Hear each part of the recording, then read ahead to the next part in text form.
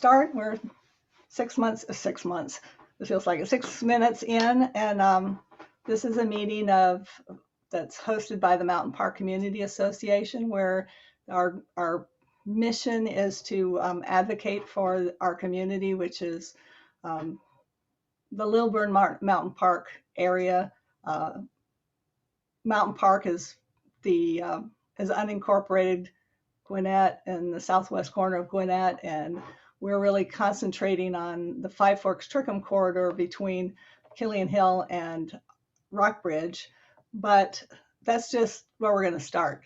The intersections there are, they've been here for a long time, and the community character is starting to be erased, and so we're trying to work with the planning department, with Matt and with Ben, to see what we can do to maybe with the overlay and other tools that they'll help us with to come up with a way to preserve and enhance our community, because it's a really nice place. It's a very nice place. People moved here and they just don't leave.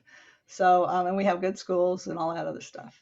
So the reason that we're calling this meeting, and I'm so glad you guys could come, I'm really impressed, because I truly thought this wasn't going to happen until, what was it, yesterday or the day before yesterday, and all of a sudden people moved their schedules around to do this, and I really appreciate it. So Amanda has set this up to record, and we will share this on our webpage and wherever else she thinks we ought to share it, so that the broader community, they don't have to be a member of our Facebook group or anything like that. Just anybody who wants to see it can see it. What started this, for me anyway, was I went to the Board of Commissioners meeting last week, I believe it was. What was that, the 27th, I believe? Anyway, it doesn't matter. And the hearing that I was there to listen to, and I realized that we cannot discuss the details of the project, but I can. So the project that I went to hear about was a proposed very large rental development. Sounds like it's really upscale, designed for affordability for professionals in the range of $50,000 to $80,000. No, if $80,000 to $100,000 a year income. So that's way above that leaves me as the poor country cousin.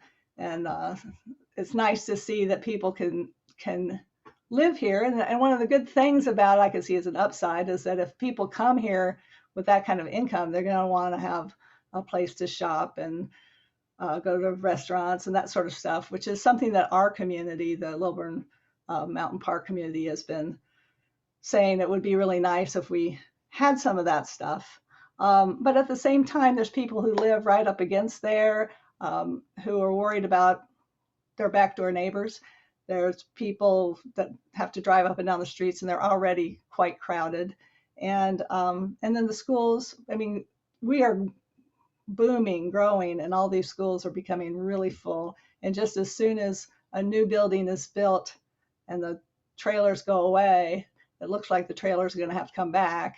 And so all of these things, I know that you guys, all of you guys, deal with some aspect of this. That so the people, when I listen to people in my community, or I look at the things that get posted on Nextdoor and on Facebook pages, it's kind of like, like they're battling the evil empire, and that this is just going to destroy our community. But I just feel like development's going to happen, and instead of trying to stand in the middle of the railroad tracks to stop the freight train, maybe we can figure out first how it works, what you guys consider, how you try to mitigate these problems, because it's apparently what your job is, and you've done a really good job of it so far. So what we as a community can do is find out how we can contribute to make sure that, I'm trying to speak for the community, but truthfully, I speak for myself. But at the same time, I want what I say to be reflective of the community. So I would like to bring the community in at some point where, and I've talked to Catherine Long about this in long-term planning, of having community meetings where people get to weigh in on things that they would like to see, because this is where they live and they should be able to contribute. So anyway, with that, I know that you guys have some things to say, and I'm going to give it to Matt Dickinson to start out. If you'd kind of tell us who you are and what you do, and we'll go from there. We're going to try to go through everybody who needs to talk in an hour, hour and a half at the most, and then we'll take questions from people if we have time. So I'm going to turn myself off. Thank you, Kate. Good evening, everyone. My name is Matt Dickinson. I'm the Deputy Department Director for the Department of Planning and Development at Gwinnett County. I did want to first acknowledge and thank Commissioner Ben Koo for attending. He's our District 2 Commissioner, so it's really great to have access to him. So hopefully you'll all will take advantage of that this evening. So thanks for being here. And then we have several other people from Gwinnett County that will introduce themselves as we move along here. So what I would like to do is just give a high level overview of what we do in terms of zoning and zoning applications. Since this meeting was a result of a recent zoning application, I think a lot of people don't really understand the process, not for a lack of trying, but it can be somewhat complicated. So I wanted to give a high level overview of how the process works. And the first thing I wanted to start with is everything that we do here in planning and development and really throughout the county is really guided by the city code. So the city code of ordinances has a lot of the guiding documents and regulatory requirements that we provide here for the county. And specifically for our department, we deal with the UDO. And what UDO is it's the Unified Development Ordinance. And that's really just a fancy way of saying a zoning ordinance and land development regulations. So a UDO, some people call them UDCs, Unified Development, or what's it called? Unified Development Code, Unified Development Ordinance. It was really a way to make the development and land use codes more accessible in one place. So the idea is that you can go to the UDO and you can understand from start to finish the process of zoning a property all the way through the land development process, which is basically all the land disturbance, the platting, if you need to create a subdivision. There's standards in there that tell you, the specifications that you need for roads and sidewalks and all of that fun stuff. Stormwater, which everyone I know is interested in. So that's what a Unified Development Ordinance is. For me, the best way to access that is through MuniCode. If you search for Gwinnett County MuniCode, MUNICODE, it's going to take you to the full electronic code of ordinances for the county. Now, you can find electronic versions of a lot of these ordinances on the webpage, but to me, the great thing about MuniCode is you can search, and it's going to search for terms throughout all the city codes. Because one thing we find is you may go to search in a particular code for an item, but oftentimes there may be other code and ordinances that impact the item that you wouldn't know about if you didn't do an exhaustive search of the city code. So it's a great tool to use. And if you go to MuniCode, you will see Appendix A, and that's the Unified Development Ordinance. That is what governs what we do here as a department when it comes to zoning, land use, and development. So the first step in the process of a zoning application, and when I say zoning application, that means that someone wants to take a property that is zoned a particular zoning district. So we have a range of zoning districts for residential districts, commercial districts, multifamily, industrial, office, mixed use. So there's a range of different zoning districts. Every property in the county has a zoning district that tells you certain things that you can do on that property. So for instance, you may have an R100 zone property that's single family residential. So you can do single family lots on that property. Well, you may want to do townhomes. So if you want to do townhomes, you need to rezone to a district that authorizes townhomes. So here that's our RTH, our residential townhome district. That's just one example. So if someone wants to take on this project, the first thing they do is they typically get on our website, they give us a call, they may stop into the department. The one thing I'll say is Gwinnett County during COVID stayed open continuously. So there was never a gap in services. So you could still walk into the apartment, albeit with a mask and socially distanced, but you could still get services, and that stayed consistent throughout. So we were never closed for business. We stayed open for business. And so someone may come in, ask questions about, this is what I want to do. They're going to meet with a planner. The planner is going to give them some basic information, and they're going to tell them the first step in rezoning your property is to apply for an official pre-application. That requires them to submit a form. It's a one-page form, very basic. Anyone can fill it out. You don't have to be an engineer, architect, or a builder. Basic information, and then you attach some kind of concept plan. It can be hand-drawn, it could be professionally drawn, but you submit some type of plan. That is submitted to our department, and then we schedule you for a pre-application meeting where you come into the department, you sit down with us, we go over the process in more detail, we look at your plan, we start saying, hey, you need to check out this ordinance. Hey, by the way, you need to go talk to Lewis and DOT because they have this, road project in the front. Or we happen to know that this area has issues with sewer, access to sewer. So we provide all of that information up front, so that we can start very early in the process, getting people to think about these issues as they go through the zoning approval process. So after they go for the pre-application, then they fill out the full application, which is a lot more complicated than the pre-application. This is when we're asking you to submit official, ownership, proof of ownership, surveys, legal descriptions, a detailed summary of your project, which we call letter of intent, and then your site plan. And then there's a series of 100 steps that we go through or more once we get that, to make sure it goes through the process, that it's demonstrating compliance with the city regulations. And then each application is assigned a case planner. So we have a staff of professional planners here in the department, and they're tasked with taking that application through submittal all the way through until it gets to the Board of Commissioners. So once we get that application, the next step is public notice. So we require that the applicant post a sign on the property, notifying the public there's an activity that's going to be happening. And then they mail letters to every property that's within 1,000 feet. That's the applicant's responsibility. We guide and confirm that they do that. And then the county publishes a legal ad in the newspaper. So that public notification notifies the public of 2 required public hearings. The first being the Planning Commission, and the second being the Board of Commissioners. So before those public hearings, we do take the application to an internal meeting, which we call the Technical Review Committee.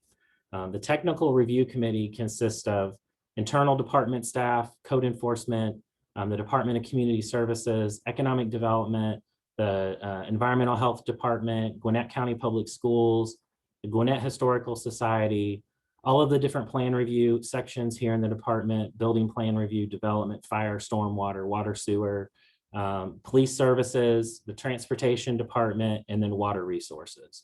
So the intent of that is not to say, hey, we think this is a good project. It's to say, does this meet the technical requirements of the code? So Department of Water Resources is looking at availability of water infrastructure.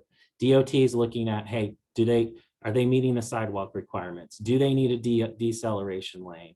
Do they need a traffic impact study based on the scope of the development to determine if other improvements are required? So that's the Technical Review Committee. Once we get through that process, that's when we start preparing for the public hearings, and staff creates a case report. The case report is really guided by the UDO. In the UDO, there's chapter 270, which is the procedures section. And in that section, the county has adopted standards governing exercise of zoning power. And there are 6 standards that we look at. And if you look at one of our case reports, they'll be in the report. And there's analysis under each one that we say, okay, this application, for instance, here's one. Whether the proposed rezoning is in conformity with the policy intent of the county's comprehensive plan. So the county's adopted a comprehensive plan that says, hey, in this area, we think that this is the character now and in the future. We recommend, single family development, or maybe in this area, we recommend multifamily mixed use development. So we look at that as one of our guiding documents when we're making a recommendation to the Planning Commission and the Board of Commissioners. Staff is only making recommendations. We're just, and we are bound much more so than the Planning Commission and the Board of Commissioners because they are making more of a legislative decision, to where as staff, we are really focused on the technical nature of the application. So we're making a purely technical professional recommendation.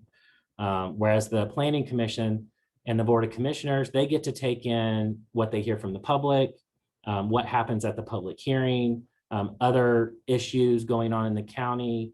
They have much more flexibility in terms of what they consider in their decision. Whereas staff, we're looking at it from a purely a technical viewpoint. So after we get that case report, case staff report, we finalize that and we send that out to the Planning Commission and post it publicly. And then the applicant goes to the Planning Commission where they have a public hearing. So the public gets a chance to speak either in favor or opposition. The Planning Commission is also a recommending body, so they do not make the final decision. They would make a recommendation for approval or denial, and oftentimes it's approval with conditions. Now, conditions are very important, and that's where the community really can kind of help play a role in shaping development, because it may be that the land use is appropriate for that particular property, but there are special circumstances that surround that property that require some specific conditions related to that development. So that is where a neighbor may say, hey, you know, my backyard is here. Is there any way we can buffer this more? So there could be a condition added that, you know, there is a direct impact from this development on this property. You need to have a bigger buffer. You need to install a fence. You know, that's really where there's a relationship built between the planning commissioners and the public and staff and the Board of Commissioners to start to kind of, you know, add certain requirements to the development to get it to where it's appropriate from a land use perspective, and it also takes in the context of the surrounding area. So the Planning Commission makes a recommendation, and then the staff recommendation and the Planning Commission recommendation goes on to the Board of Commissioners, and the Board of Commissioners, they're the final decision makers. So they're the ones in the end that make the decision whether to approve or deny the application. So the rezoning applications are considered. And then the other big thing that we consider are special use permits. So special use permits are uses that are permitted in a zoning district, but they have a higher level of review. So one may be, an example is an automotive repair shop. So we know automotive repair shops need to be commercially zoned, right? But there may be cases where they need to be in commercial zone, but because of the common impacts of those, there may be noise, there may be storage of outdoor storage, there may be things that we really have to take into even more special consideration before we authorize that land use. So that's the other big application item that comes before staff and the Planning Commission and the Board of Commissioners. But that's a really high level overview of the process. A lot of this information is available on our website. I am also going to send out to Kate a link to our page on our webpage that she can share with the group that has links to a lot of these resources and processes. And then more importantly, there's a link that takes you to the county's mapping system where you can see all the active zoning cases that are going on in the county. You can click on those zoning cases, you can see basic information, and more importantly, you can click on a link that will take you to the application information, the proposed site plan. So you can really just play around on that and see, hey, this is you see a sign posted. The first thing you should do is whatever you're comfortable with. If you have access to a computer, then the easiest thing is to get on that website and take a look and just see what's going on and take a look at those plans. So I'll send all that information to Kate. I have a kind of a flow chart here of the process that I'll send to you, and then some of those links to MuniCode. So, you know, our responsibility and our task is not only to understand the information, but we're constantly working on ways that we can make it more easy to understand by the public and make it more accessible to the public. Matt, one thing that you didn't touch on, and thank you, that is a very good summary of things, is you didn't mention how does the school board play a role in that process? And at what point do they get involved? And I think Patrick's nodding his head. He can probably tell us more about what happens once planning does send that information over to them. But could you tell us where in that process that you just outlined does the school board get involved? Yeah, so it's that technical review committee process. They're a part of the technical review committee, so they get a copy of the application, the plan, and they attend those meetings. And part of the process is for all of these individuals, not just the schools, they provide us with counts and their projections, and I'll obviously have Patrick speak to that. It's his area of expertise. But we get all of that information and then we incorporate it into the case report. So there's an attached section that says comments from internal and external agencies. We have that information in there, so it's readily available to the public. And there is a criteria of those 6 items that I mentioned earlier. One of those is an analysis of impacts and whether it has an impact that is unmanageable. So that's one thing we look at, and we often refer to those comments. But I'm sure Patrick can add some more details if you feel like it's appropriate. Sure. And I can speak to that. I have a couple bullets I want to go through. Do you want to answer all remaining questions and I can sort of take over the presentation? Does that sound right? I don't think Kate said she couldn't share the, I don't think we can share our screens. I might be able to try. Patrick, if you can go down and hit share screen. That's okay. I just have talking points I was going to go okay. through. Okay. If we're ready for those, I can go through those items. Yeah, why don't you? Okay. All right. Very good. So thank you for having me this evening. My name is Patrick Burke. I'm Director of Planning for Gwinnett County Public Schools. I've had the honor of holding that role now for 3 full months. I'm going into my 4th. I'm new to GCPS, but I've been a planner for 25 years, and I've been in the field of school planning for a little bit more than 20 of those years. And I say all that to say, from experience, good planning comes from good planning processes. And a key element to that is some of what Matt was talking about, which is communications, information, and data sharing with agencies that manage growth and development. And I have to say, coming from another organization into this organization, I really have to commend Commissioner Koo, Gwinnett County staff. GCPS planning staff really benefits from excellent communications and data sharing with Gwinnett County Planning and Development. We're kept informed regarding proposed changes in land use, really all the way through the development process. So we have access to information as development progresses. And then we also benefit from the partnership we have with the county's GIS staff. So, and GIS, for those of you, I think most of you know what that is, but it's Geographic Information System software. It's just the way we track our data. Everything is spatial in nature. So it allows us to have access to data. It really allows us to align all those data on a single map, if you will, and plan from those maps.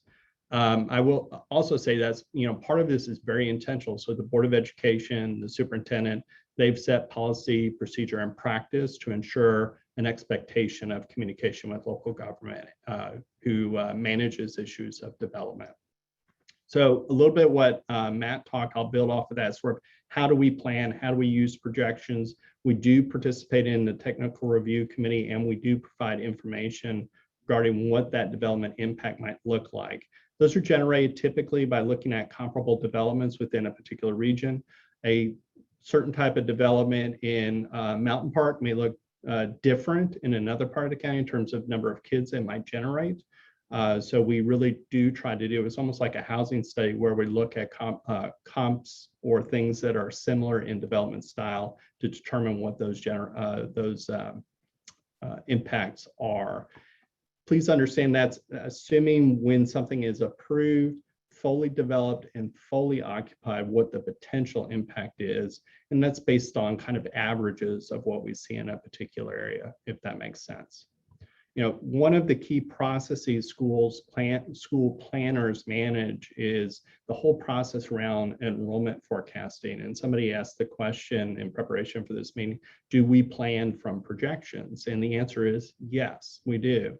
Enrollment forecasts, you'd be very surprised, really inform lots of decisions within a school district. It certainly informs decisions about portable classrooms, capital priorities for new construction, but also informs things like staffing. And so people always say, how do you plan for the educational needs of kids? We educate all kids who come to our doors. Having information like the information sharing we have with the county enables us to anticipate what those demands might be in the future so that we're planning accordingly. Those data are updated annually. So forecasting is really kind of an annual process in a school district, and it really kicks off the beginning of the budget process.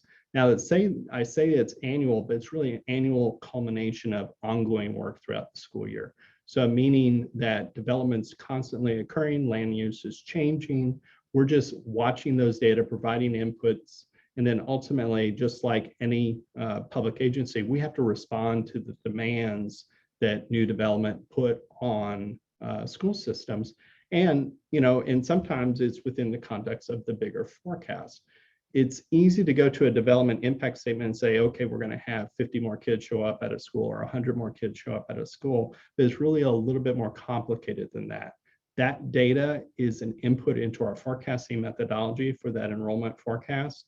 But other things we look at when we're forecasting, we look at where current students are. So, the best way to forecast third graders is to look at where the second graders are. We also look at patterns of in and out migrations. One of the biggest challenges school districts struggle with is how to predict the kindergartners when they show up. And of course, we look at birth trends and what's going on demographically within the county.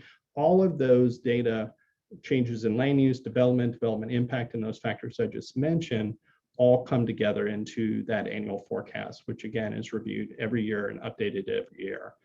All that data comes to the decisions, and we talk about how do we plan for and manage capacity. That's another question that I think Kate had included early on in some of our emails back and forth. School districts have several tools at our disposal for managing and addressing capacity. We have portable classrooms for temporary needs. We can redistrict attendance boundaries. And then we've got, of course, construction of new classrooms. I want to talk just a second about how does capital planning occur within a school district at a very high level. Capital planning is updated on a 5-year cycle. So there is a state facility plan requirement. Every 5 years, the Georgia Department of Education facilities team reviews the facilities plans of every single district. We maintain about 29 million square feet of space. So that plan is going to include everything for new construction projects that are targeted for growth, all the way through typical capital renewal type projects, roofs, HVAC, those sorts of things. All of that's within that facility plan. That facility plan does generate some funding. The state has what's called the State Capital Outlay Program. You earn certain amounts of dollars, we call them entitlements, and you are able to apply for projects that qualify to receive some of that funding. The State Capital Outlay does not in any way generate enough revenue for the school district to cover all of its needs. It covers, even within a project itself, like a major HVAC project or an addition renovation, it's going to pay for a portion of the cost of that project. And then you've got all the other capital renewal needs that may exceed those entitlements that I was just talking about. So what do school districts do to fund construction?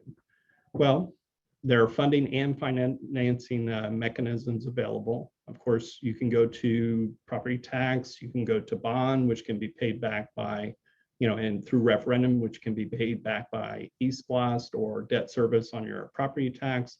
But in Georgia, we've been fortunate to have what's called the Education Special Local Option Sales Tax, or East Blast, which also runs on that 5-year cycle. And that becomes a primary mechanism for funding capital. Keep in mind, capital is more than just new schools, classroom additions, and renovations. It funds, I always say, capital is what students see, feel, and touch when they walk into a school every day. So they get on a bus. Buses are paid from out of our capital funds, safety and security improvements, property, large property acquisitions, and technology, of course. And in today's environment, technology is very important. So it's a large element in the capital plan and the capital budget. Requirements always exceed available resources. So it's always the game of what gets prioritized in what order. So that's a part of the process too.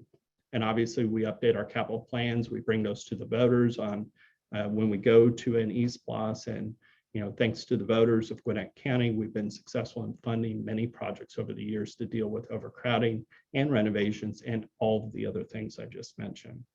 So let me go back to those 3 levers real quick. So portables. I always think of portables as a necessary or essential tool in the tool belt of school districts. You're going to always have fluctuations in populations, and portables can be a mechanism to manage short-term fluctuation. It also manages overcrowding, and so it is a tool in our belt where we'll come out and place portables. I think Kate was mentioning how sometimes we build things and then portables come back. So you often get the question, well, are portables necessary prior to new construction? And I will say it is sort of normal order that overcrowding is happening as you're building new classrooms. And why is that? I just talked about how we prioritize all of that capital resources, and there are many things that are important on that list. And so it's important that we're putting the dollars into place at the right time and making best use of those capital assets. So it is typical when you're building a new school in particular that you're going to feel overcrowding. And that's also true sometimes when you're doing addition projects. We do try to anticipate that, and when we're setting boundaries for new schools, we try to anticipate growth. So we're trying to make good decisions with the tools we have to allow for areas to grow into the capacities of the schools that we provide. The second tool I talked about was changing attendance boundary.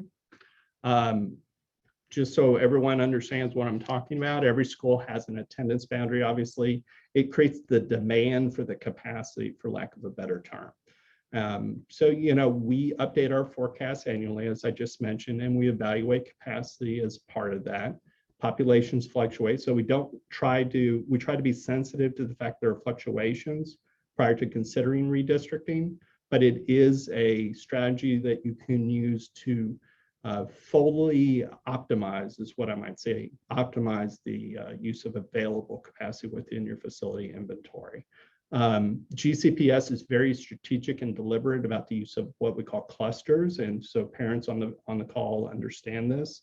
Elementaries feed the middle, feed the high, so you have that vertical integration. It's a wonderful thing, and I love that Gwinnett County does that as a Gwinnett County resident. It does make changing boundaries when you get into a cluster change of boundaries. It makes it more complicated because you do have to look at all 3 levels of capacity. You don't want to run into a situation where you address one issue and create 2 others. Okay, so it is a tool that is used. It is evaluated annually. It has not been used in recent years. And then lastly, we talked about the capital plan and construction. One of the other questions that gets answered is, how do you attack the need for additional classrooms? Is it additions? Is it new construction? Is it a renovation of existing space? And it could be any of the above. We've got an incredible team in our facilities and operations department. Those folks are experts, our architects, our engineers, and the folks who work with our consultants to look at site situations, existing conditions, and try to identify what is the best path forward. Once we've identified a priority within a capital plan, we need to address an overcrowding issue, then we come in and figure out how we're going to address that. And sometimes it's an addition, and sometimes it's a new school. It just depends on the situation, and it's very specific. And again, when you're in a situation of adding to an existing school, there are a lot of factors you have to consider. Folks on this call who are engineers and architects understand, you have to look at the site and existing conditions, but in school planning, you also have to look at your existing building and the support facilities within that building. So for example, how big is your kitchen? How big is your cafeteria? Are those sufficiently sized to manage additional instructional units or classrooms if you add on to those buildings. So it's not as easy as just coming in and adding 10 classrooms or 5 classrooms. It's much more complicated from a standpoint of you have to look at, it's a multifaceted issue. You have to really go through that review process, identify the issues. Ultimately, the State Department of Education Facility Services Department, they review all of those designs prior to our going out to bid. So they clear it and make sure that we as a district are meeting or exceeding standards that the state expects for learning environments for kids. So I hope I answered some of the question. There is a direct connect with how we use the data to how decisions get made. It's just how, and again, those data are updated annually and help the decision-making process as decisions are made. So I guess I'll pause. I've been talking for a minute and just. No, that's good. I have some questions, and I know I have a lot more questions, but I've written so many notes. But I wanted to know, are any of our school populations in Gwinnett County shrinking? Yeah, are they shrinking? Yes.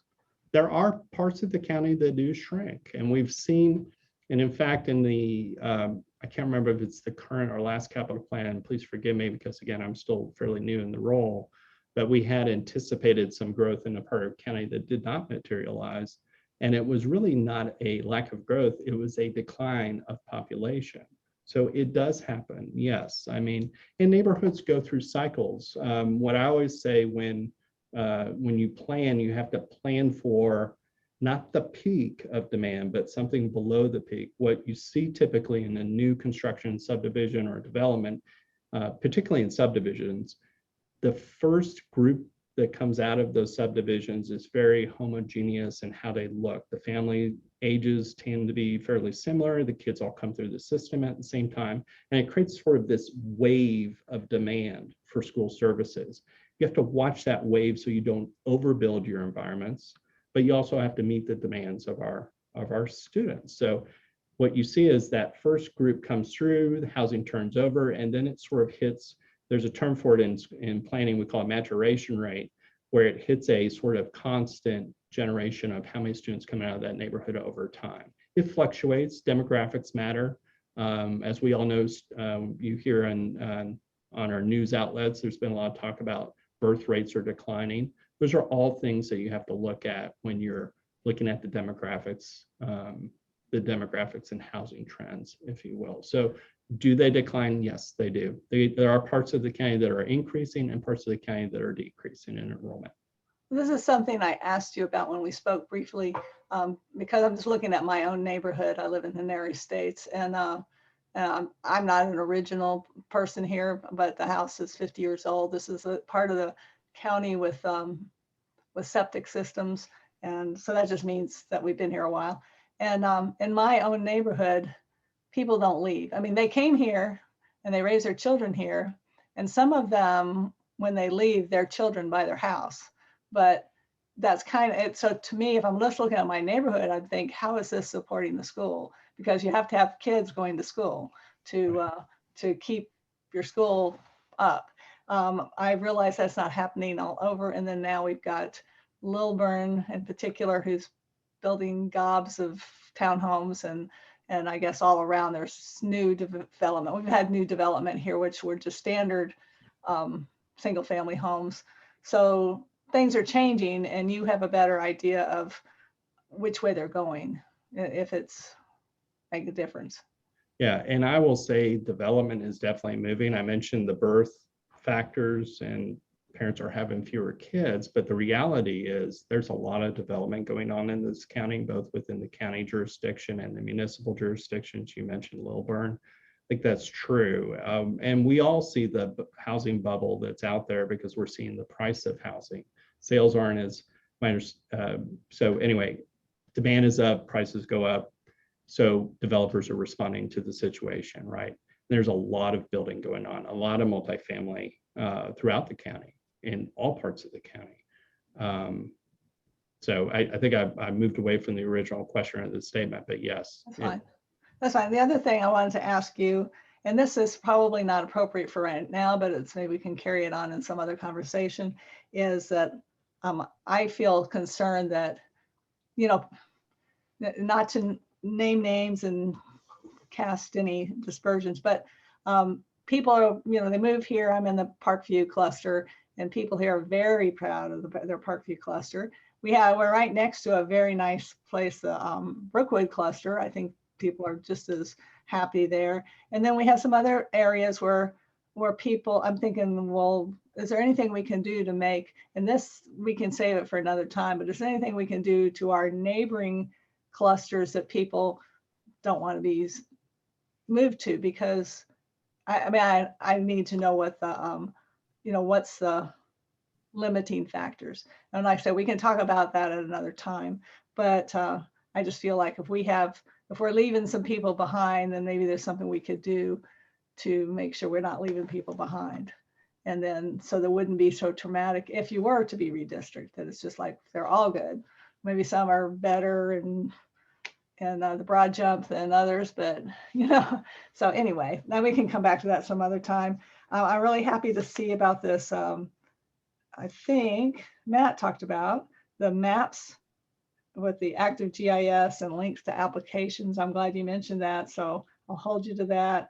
And I'm glad you're going to send a flow chart, because I can't write fast enough to keep up with all the stuff you've already told me. So I'm really impressed with both of you. Thank you, Patrick. If there's anything else you want to say, speak up. And Ben, if you want to guide who should speak next. Well, I think you had some questions about how transportation makes decisions, because I think the two big things that keep coming up at our zoning hearings are, well, what's the impact on school? And I think, as it's been mentioned, the Board of Commissioners can't make a land use decision based off of the future school needs, unfortunately. And so that's where I think Patrick probably could speak a little bit more to that. But then the other thing that comes up is often traffic impacts. And so perhaps Lewis or Tom could give us some description on how staff determines the traffic impact and what we ask of developers. I know in the case that Kate came to see, there are some conditions in there that include some pretty substantial donations to the county to manage and pay for traffic impact, in addition to the necessary things that they're going to have to do as part of the development to impact traffic. Okay, I would be happy to jump in here. And I'm Lewis Cooksey. I'm the Director of Transportation for Gwinnett County. Also online tonight, we have Tom Seaver, who is the Assistant Director for our department. And I want to thank you for hosting us tonight and giving us the opportunity to share. We always look forward to the opportunity to meet with communities and also to share about what's going on in transportation. So I think I'll hit 3 items. One, I'll talk about planning for transportation, and then I'll talk about how our projects are selected and funding, and then I'll close with some general information on the zoning reviews. In Gwinnett County Transportation, we have over 9 we maintain throughout the county. We have 646 signalized intersections, and we have over 180 bridges and culverts that we also maintain. And so the system is large, and the county is a big one. And so there is a lot to take care of and look after. And the way we plan for improvements across the county is through a document that we call the Comprehensive Transportation Plan. And the Comprehensive Transportation Plan identifies needs and projects for the next 20 years for the county. And so through the Comprehensive Transportation Plan, we identify needs, we plan for those needs, and it's across all modes of transportation. The Comprehensive Transportation Plan covers transit planning, the need for sidewalks, the need for bridge replacements, as well as where road widenings, intersection improvements, those kinds of things need to happen. But it is, first of all, centered on community input, and we update the plan on a regular basis. Every 5 to 6 years, we have updates to the plan. And we are about to begin the next update to the Comprehensive Transportation Plan. And there will be many opportunities throughout the update for community input. And so I ask for you to keep your eye out on the county websites for those opportunities. We will come out with community meetings. We will also have online opportunities for you to have input and also surveys. So we will seek community input. And because from update to update, the county changes, and that's without question. And every time we have an update, there are new aspects to the county that we need to adjust to, such as developments that may not have been anticipated in the last update, such as the Amazon facility down at Stone Mountain, or maybe the exchange up in Beaufort. And so those are accounted for when we perform a needs assessment. And then the needs assessment and then also data from the Atlanta Regional Commission is used to model transportation for the foreseeable future, and we use the modeling as well as community input and also staff assessments of the data to prioritize the projects that are identified in the Comprehensive Transportation Plan. And so those projects are identified, updated, modified, put together into one document. And that's our guiding document that we use on a regular basis as we move forward with project planning. But the projects are narrowed down through the funding source, and all of our transportation improvement projects for roads and sidewalks and bridges, those are SPLOST funded. So those are funded by the Special Purpose Local Option Sales Tax. So each time SPLOST is going to come up for a vote, then we put a committee together, and it is a committee made up of citizens. For the last committee, we had 11 members of the committee and 11 alternates. And we had a citizen and an alternate to represent each commission district, as well as one to represent civic clubs, another to represent environmental groups, and another to represent the business community. And so another to represent our senior citizens, and another to represent our young professionals. So it is a group that comes from people from all walks of life and all areas of the county. And we work with the Citizens Project Selection Committee to determine which projects will be recommended per the funding that will be generated by the sales tax program. And those meetings, if another SPLOST comes up for vote next year, we'll put another committee together, and then we'll have public meetings as we go through and work through the recommendations for those projects. And the meetings will be public, and oftentimes we will have community groups come in and talk to us about the reasons why a sidewalk should go into a certain area or an intersection should be improved. And the groups that come in and talk to the Citizens Committee often very successful in guiding which projects are recommended. But of course, there are limitations in funding, that the sales tax doesn't generate unlimited funding. And so we must work within the framework of the available funding.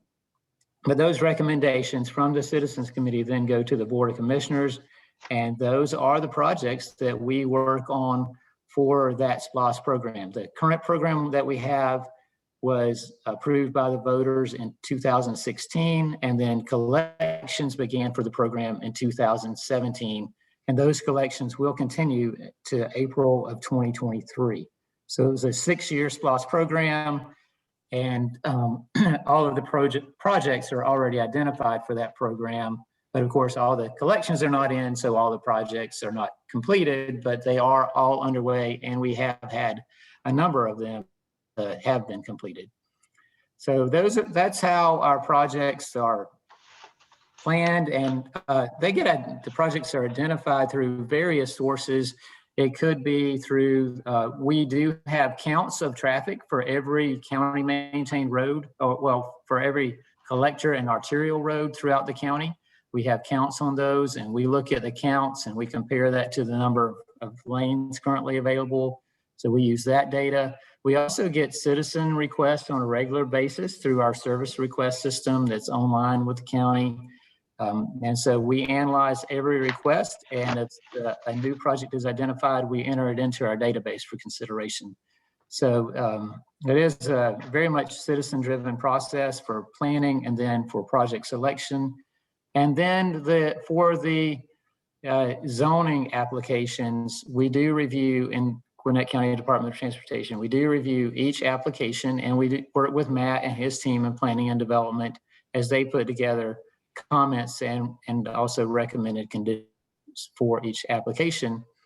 And there we're looking at, as Matt mentioned and described, the Unified Development Ordinance. That's really our guidebook for what the requirements are for each development. And so it's really the requirements match what the development is going in. Now, we do have certain set requirements that are required on every development. If the entrance is located on a collector or an arterial, then every development would be required to put in a deceleration lane. At certain times, the developments also are required to put in a left turn lane, and that is based on the amount of traffic that is generated and the number of left turns that they'll have into the development.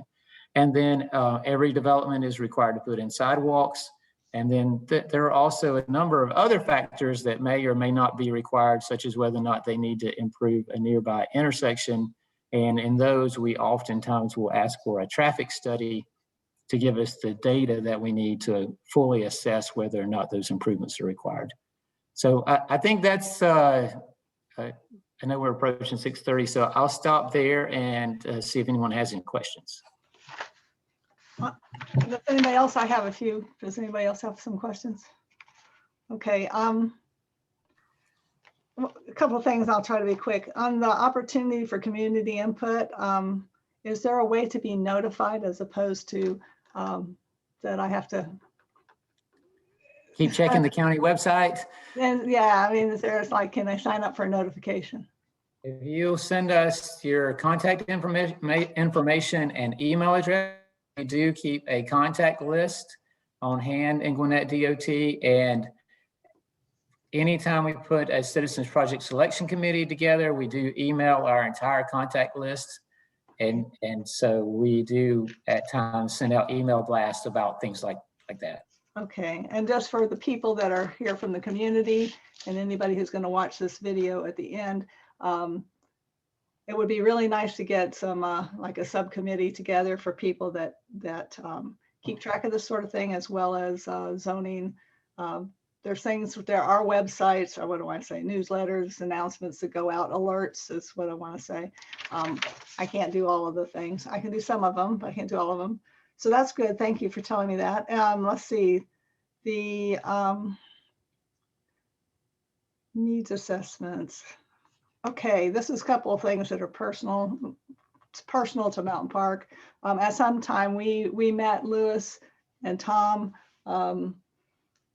I guess during COVID, it was kind of like almost like this. It was all of a sudden meeting, and you pulled in the city of Lilburn, and we were talking about Arcado Road at Killian Hill intersection, and you had mentioned that you would have to request money from, now I might get the wording wrong, from the SPLOST funds to fund a study to improve that intersection. Is that still on there, or do we need to have somebody who keeps calling? No, and I think as you've seen, we did make some quick, very short-term improvements there at the intersection regarding the left turn traffic that was going into the opposing lane to get into the left turn lane. So we have made some immediate improvements there, but then we also have identified a larger project, and we put it into our list of identified projects that can be considered if another SPLOST program is approved. And then The planning study, we do have planning funds, and so we have begun to study the intersection and put a consultant on board to help us come up with concepts for alternatives for improvements. Okay, If so that's it's underway. still on the table. Yes, ma'am. Another thing is, one of the things this community wants is sidewalks. And some people say, well, what do you mean? Because we don't want it, we're not asking for it in like every single subdivision, but for starters, on the Five Forks Trickham corridor, right at Killian Hill, there's the sidewalks disappear. And it's because of Garner Creek. I mean, it's not easy. So I know that it's going to take money, and I'm sure if I was going to put off something, that would be the place I'd put it off. But we would like to see the commercial. Well, we've been talking to Matt about perhaps, and this is new terms to me, getting a commercial overlay so that we could improve the look and feel and continuity, so that these places, then they will be developed, but just so that we don't have one-off businesses coming in and building something that particular owner thinks is really cool, or that it's cheap, or whatever their driving force is, but to where we can have kind of a look about, so that it looks like you are here, you are in Mountain Park. But the other thing is the sidewalks. When you recently, recent is relative, but not that long ago, DOT widened Five Forks Trickham, did a great job. And this, I guess, is part of that. You put in beautiful crosswalks. They don't connect to sidewalks. So we were thinking, can we have, that seems like that would help improve the commercial district if there were sidewalks around the commercial districts, and then ultimately connect those to some of the subdivisions around. And we can have a conversation about that later, but I did want to throw that out because there's other people in the community that I think they might be interested in that. And because we'd also like, not only, we would like to be connected to each other, to the commercial districts, and to the parks. And this is what makes this area so cool. But also I've seen, just the other day, I had to stop for like these young adults with a toddler walking down the side of the street on Killian Hill, and I've seen people pushing their grandmother or whoever she is in a wheelchair, like in the median, like in the middle of the road. And I just think, this won't end well. So we'd like to take care of people. And we would like to take care of them. And I'll touch on that. We do have two different ways to put in sidewalks. And one way is if the area is very easy to put them in, we can use our in-house crews for a quick response project and go out there and put them in. But then it sounds like this is a more challenging area where we need to make sure that it's on the list for SPLOST consideration. For the last committee, they focused on areas that had a worn path, so that where there were already so many people walking up and down the sides of the street, that there was a path worn into the grass, and that's really how they prioritized which sidewalks were funded last time. But for each one, we go review every sidewalk request and provide to the committee information on, does it connect to a school? Does it connect to a retail area? Does it connect to a residential area? Is it going to form a connection? And so that they could use those criteria to help score and prioritize the projects that get funded. Okay. And so that's good. And then I want to go back to the 78. So you had mentioned that you weren't specifically talking about 78, but you're talking about a busy road that you would have, and I assume whether it comes out of your funding or the proposed developments funding for a deceleration lane, maybe left turn lanes, perhaps sidewalks, and nearby intersection improvements. And I'm imagining you might also, depending on where it is, like perhaps 78, some transit lanes or whatever, pullouts. And I don't really expect you to go into any great detail about that, but do you want to have anything to say about that? Sure, I'd be glad to touch that as a topic as well. That the the left turn lanes and decel lanes and sidewalks that would be required for development would be paid for and installed by the developer.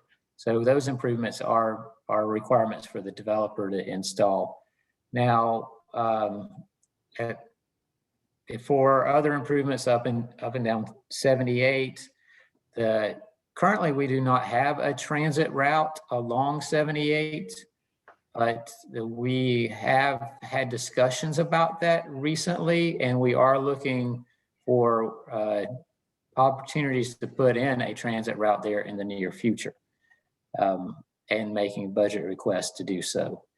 And so those project improvements are provided by the developer, and we anticipate transit services along 78 sometime in the near future.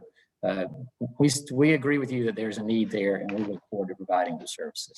Yeah, people complain that, if they see this XYZ development that's going to cause so many more people, but I'm just thinking the problem's bigger than that development, because I've gone out to Snellville and Loganville, and there's big things going on out there, and that traffic comes down here this way. So, whether we can just stop all progress altogether, which I hope we don't, but it's not going to stop the problem of traffic.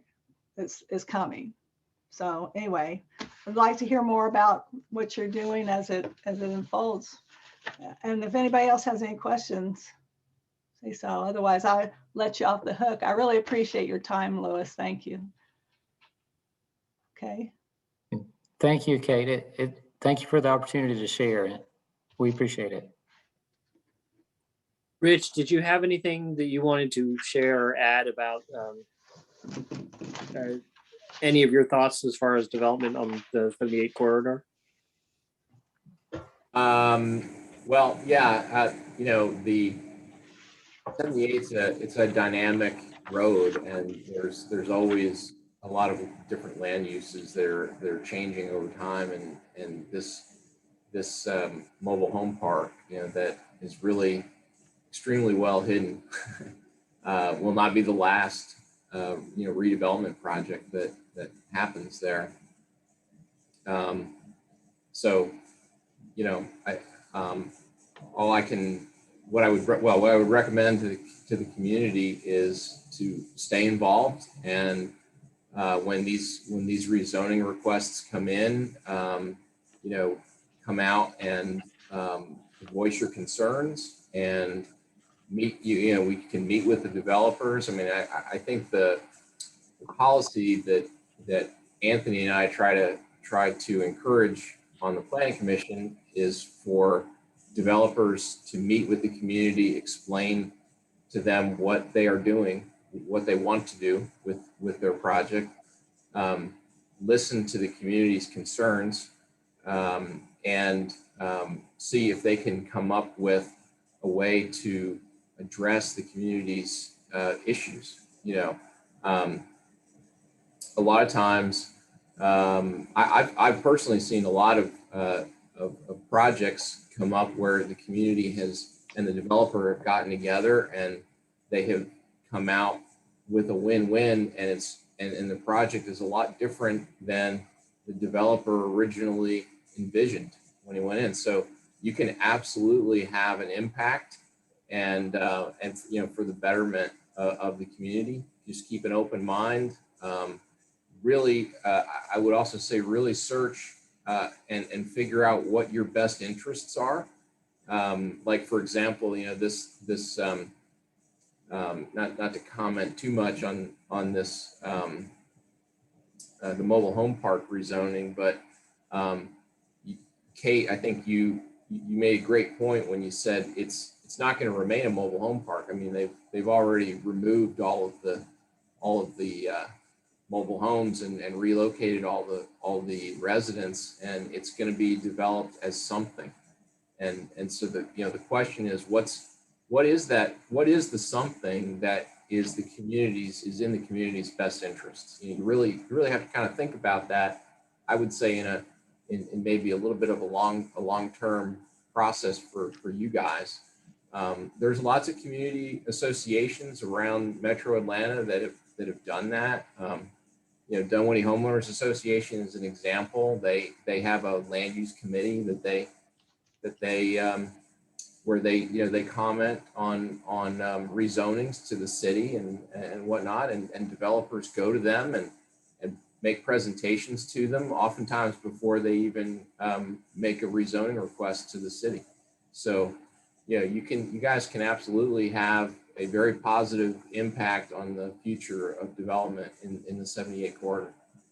Rich, can you go into some of the concessions that were made? I know there were several concessions, particularly with that Brand property, that were made that were incorporated into the Planning Commission recommendations that went above and beyond staff's recommendations before it even got to us.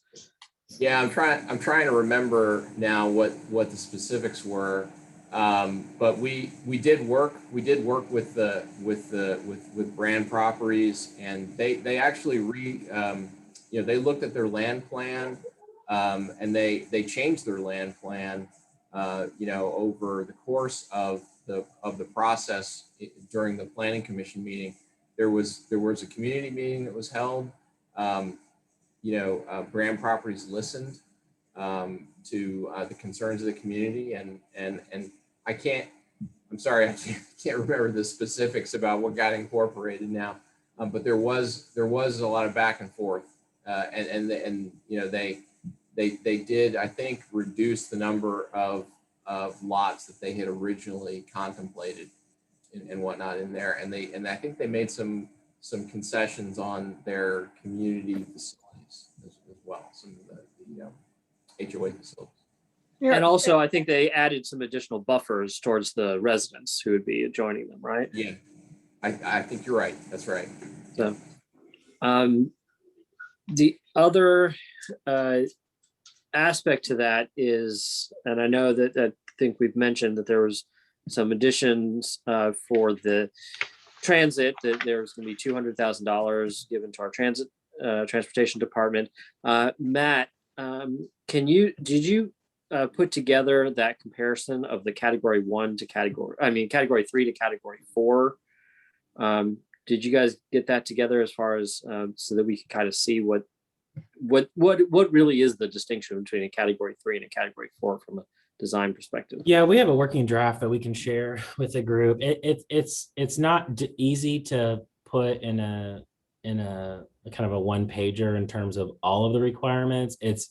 It's pretty easy to do it in terms of material composition. So that's kind of what we have at this point is, the way it works is there's 4 categories of architectural design standards, and there's a table that says, depending on the zoning district, this is the architectural design standards that will apply to your property. And so then you go to design standard 1, and it has standards for single family detached, single family attached, multifamily, commercial, et cetera. And there's some very specific requirements in there related to architecture, like, window design, facade, the way the facades vary in depth. There's, roof design that's kind of hard to put on a sheet, but typically what most people are interested in is the facade material requirement. So we do have something that I can share with the group that kind of defines that. Thank you. And I know that they presented some renderings that were probably somewhat extreme at the Board of Commissioners public hearing. Do you think that that's an accurate representation of the difference between category 3 and 4, or do you think that was being perhaps a bit hyperbolic? So the difference is 50% brick and stone for category 3, or 75% for 4. So I do think what they were showing was, I don't have that in front of me to measure that out, but I think they were. I don't know if it was completely accurate that was their attempt to convey it would require 25% more brick and stone.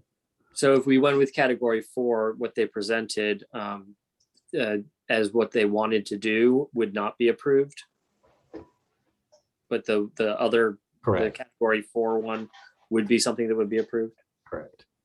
Okay. Based on the current condition, if that condition were changed to category 3, then they could build what they proposed. Technically, it'd have to go through full plan review, but it's just right. an example concept. Thank you. Mhm. Kate, did you have other questions? Yeah, one is, let's see. Okay, so the Mountain Park Community Association. The goal here is to have a seat at the table. One of the problems we have is we used, with the help of Ben, we used our city park facility, the aquatic center. That center is pretty small. It's heavily used. I mean, COVID, I don't know what's going on there, but we were trying to get 86 people into a room that was scheduled out for 8 people to do yoga. And you would have thought, you would have thought that we were throwing somebody out in the cold, but it worked out. It's just that what it comes down to is we don't really have a place to meet. So, but in the meantime, we'll still work on that. We need some of this, but I would like to see us be at the table, and when things are going to happen, I mean, I want to know what things we need to sign up for to get the alerts. I want to be able to work with Matt and anybody else, Lewis, to come up with a plan, a comprehensive plan of what we want. And like you said, it's good to know. People come up to these meetings and they don't like this. Well, that's fine, but I'd like to get people to come together before that and say, what do you want? Like, these are going to change. What things can you live with, and what things are you willing to live with? And, so there's a little, people say, oh, well, I moved here 40 years ago and it was such a nice place and I want it to stay that way. And I think, like, seriously, in 40 years, it's not the same place that you moved to. So, and it's going to change. And I think part of it for me, and maybe my background, because I know what a bulldozer can do, and it doesn't take long to change everything tomorrow. And that you come up and the next thing you know is all those trees are gone, all those buildings are gone, and now something has already been approved. So that's kind of where I would like to go, and I think the community would like to go. They just, and I may be presumptuous in this, but I think in general, people don't realize that you can have a say-so. I mean, you can at least weigh in, and that working with you guys, I mean, you're just doing the best you can, and you're getting things from both sides. You got developers who want to do this. You've got community members who say, no, don't do that. So it'd be nice to get everybody in the same room and just kind of talk about, well, what do you want? One of the things, other things we'd like is to, we'd like to know what the tools are for commercial development, like to kind of have a say-so in the look and feel. Same with residential development. I mean, a lot of people are complaining that, the trees are getting cut down, that it was so nice. And now I realize that the current zoning is set up so that you have to basically clear cut the area and plant a house in the middle of a rectangle. So maybe there's some other residential things we could come up with. And I had put together at the beginning of the year an application for a community application for something improvement. I don't know, for the CDAP for the Atlanta Regional Commission. And I'm going to work with Matt on that. But the idea was there's a lot of things we want, and there's some place where we might need some help to come up just to research what other communities have done. I mean, this isn't unique to us.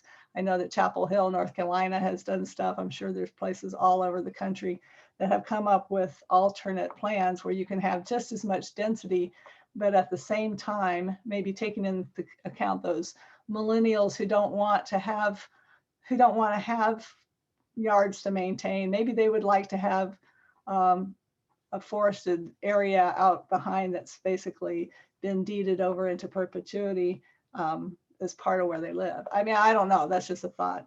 The other thing is some of the things that the community needs to talk about, because people flip-flop, they're kind of upset.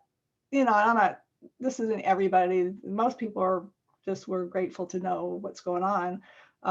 But people are kind of upset about, well, this development that's for people that make $80,000 to $100,000. Well, my kid couldn't live there, and she's got a good job. So are there other are there other things in the works? We don't need to know that right now. And then also, what are people willing to do? Because I guarantee you that if that development had been, we're going to do low income housing, we'd be having a whole different conversation and a whole lot more people say, no, no, no.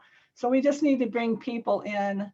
We need a space for that. We need a space in time. We need a physical space to meet, to have these conversations and to bring the community in. Because I think they want to. It's just that if you have to fight for a meeting place, that makes it kind of hard.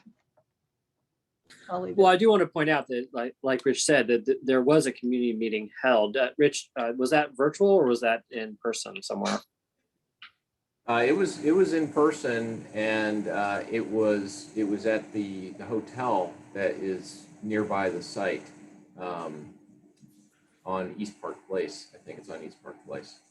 But this is only the people who the people who live within 1,000 feet of it. Is that correct? Right. That's correct. Yeah, it was advertised, to basically the folks that got the notification letters, which would be people in 1,000. Well, I think that community, and that's the way it's been working. But a couple of things that we've had, and I'll just use this worn out example I give, is on Rockbridge Road, there was a tunnel of pecan trees and everybody loved it.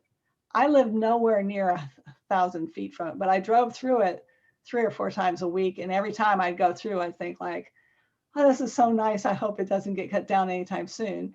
And then, and then there's big X's. And they said, well, we contacted everybody who lives here. And I think a lot of those houses may be rentals. I don't know, but they contacted the people that it directly impacted. Indirectly, it impacted a whole lot of people. So I think the community, I kind of like an opportunity to bring more people to the table, because we look at the overall community as our home. And that is one of the things that I've been working with our administration on, is that we're trying to find ways that we can actually make that advertising radius a lot larger by perhaps making it as a postcard instead of an actual letter, and with a QR code that would actually go to the zoning page, so that you could actually just send that out to a much larger radius. And so we are looking at ways that we can notify people more. But as I think was mentioned, there's a GIS dashboard where you can actually kind of look at any zonings in your area. So again, depending on how far you want to be informed about, you can look, you can go across the county if you want to if you have somebody who, lives, you have a friend who's across the county, you could look at their area, but you can kind of see what's going on and monitor that rather than just the people who get the letter. And I'm actually, again, that's another feature that I'm working on trying to add to our system, where you could just sign up for notifications within a geofence and things like that. That would be good to get community members who, like I said, I don't want to do each and everything, but I think there are community members who would be happy to do it. So if it was easy to sign up for, but like I think Lewis said that I believe it was you, Lewis, that said that you could send them your contact information and you would be included on the mailing list. So I'm just thinking that the Mountain Park Community Association formed with the idea of that we could be the liaison between the county, and this would be all of you, and the community. And, it's like a big dysfunctional family in some ways, but we all live here and we all have similar, a similar history, go to school, shop here, whatever. Hey, Anthony and I, we, when we meet people in the community through a lot of these rezoning cases that we work on, we oftentimes will, make sure that when we get the preliminary, the draft zoning packet for the month, we will email those people if some of the rezoning cases are in sort of their orbit. So now that I know that you would like it, we'll add you to the list. I got your email address and stuff. Thank you. No, that'd be good. Okay, here's a question. To the county officers, is there any example, large community, does anybody know where that was? Yeah, and that's, there's not a lot in Gwinnett of examples of that, and but that is becoming a growing trend. We're seeing that throughout the county as there's different, demographics. Certain people don't want to maintain a yard. That doesn't necessarily mean they're more transient. It just means that you have a single owner making sure that everything is done. We've actually had a lot of issues in District 2. We have whole neighborhoods that were marketed as for sale, and yet a lot of them are owned by companies sometimes outside of the state, and they're just renting out the properties. And so you have a whole street where it's nothing but rentals, but it wasn't designed as that. And so if any of the homeowners are trying to get a hold of the property owner for, say, adding speed bumps in their or speed humps in their neighborhood, or street lighting, or anything that they're trying to do, it's difficult because you have so many non-residential property owners. And so that is happening already. And so one of the nice things is that we do have a managed community. There are several things like having additional amenities, making sure that the grounds are maintained, having a legal entity that is there that can address issues when they come up more quickly, both for the homeowners and for the community if there are issues that comes up. So the idea that it's going to be an apartment that goes downhill, it's different than some of the properties. I know we've all seen those apartments. They come in, they're really nice at first, and then they go downhill very quickly. And there are, if you have ideas for ways that we can put in conditions, we have done our best to make sure that the conditions that we have give us as much control as we can to make sure that the property is maintained, it's kept up to date, that it doesn't go into disrepair. But having that single owner does actually help some of that. And HOAs are one way of doing that. But again, we have in District 2, I know we've got a lot of areas that aren't covered by HOAs.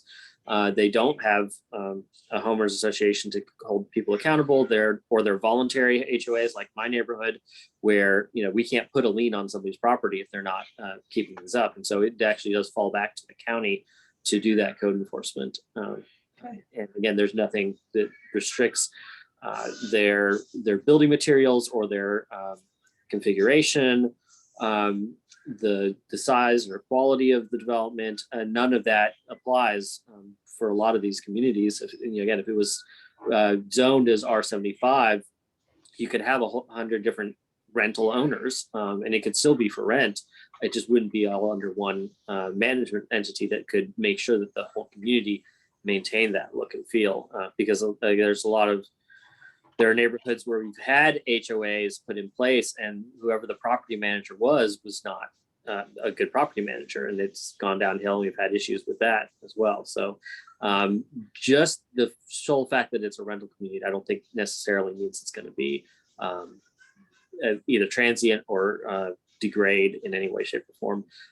Again, I've got neighbors here who rent, who have been more involved in the community, and then I've got property owners who are completely, absent, or they don't engage with the community, and they've been here for years. And so that, again, the fact that they're rentals isn't necessarily indicative of how engaged they're going to be. Yeah, I can see. Oh, I'm sorry, somebody else. No, I was just going to say, I would add to that the kind of community that I think Brand Properties is contemplating along 78, they would do all the exterior maintenance for all of the buildings and everything, which I think would pretty much guarantee that the neighborhood has a more maintained look, than individually owned houses, unless you have a very active homeowners association that stays on residents to keep their properties maintained. I live in Flowers Crossing, which is at the other end of 5 Forks Trickham Road, and we have a pretty active HOA. And yet there's still houses that don't take care of their yards, in the way that we would all prefer, So this particular project on 78, where you have one owner and they have responsibility for maintaining the exterior, cutting the grass, trimming the bushes and everything. They're going to have a landscape company that comes in and does that. It's going to look very, very uniform, and all the properties will look maintained. So Okay. that's one difference. Okay. Well, we're at 7 o'clock right now, so we should probably wind down, but I wanted to say a couple things besides thank you everybody for coming. It was really good. I'm thinking we ought to do this again, whether it's all of us or, just pieces and parts. I would really like the Mountain Park Community Association, the whole purpose really is to do this and to represent the people who live here. I'm trying to copy.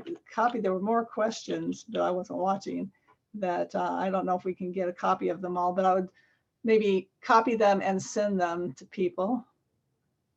I'm really not sure if I'm getting them or what.